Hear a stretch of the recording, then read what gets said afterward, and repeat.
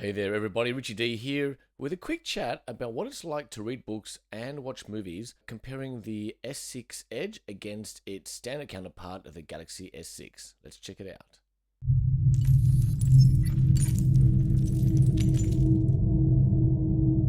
When you watch movies in the horizontal format using the Galaxy 6 Edge, I did find that there was a bit of an issue. And the biggest issue was that because there's a curve at the top of the screen relative to the position, any light source above kind of gave off this distinct line all the way across. And I think you can see that here while I'm showing you the video. But just looking, you can see that there, because there's a light at the top, you actually get that straight line all the way across. So if you've got a light behind you or directly above you, it's going to be possible that you might actually have that come up. Of course, that doesn't happen when you're using the standard S6. It's got a flat screen, so it simply reflects from the angles that would naturally come from.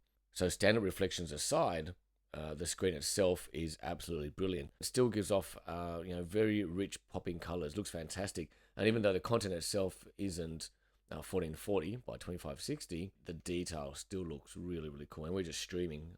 So you can see here that from a movie point of view, if you're going to buy it specifically for watching movies in that 16:9 horizontal format, the S6 standard will actually be a better way to go than the S6 Edge.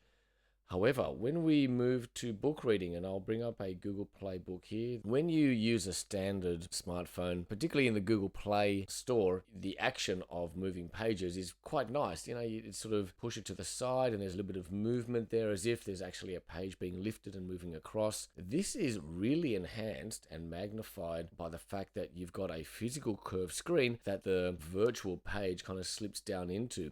And it's probably really hard to see it on this screen that I'm showing you here, but in person, as I'm switching between pages, I really like that extra dimensionality of the page kind of curving around the side and almost disappearing back into the phone. I think that's really part of the feeling that the tactile kind of sensation that Samsung's going for with the curved screen. So when I go back to the standard smartphone and read and flip the pages, it doesn't.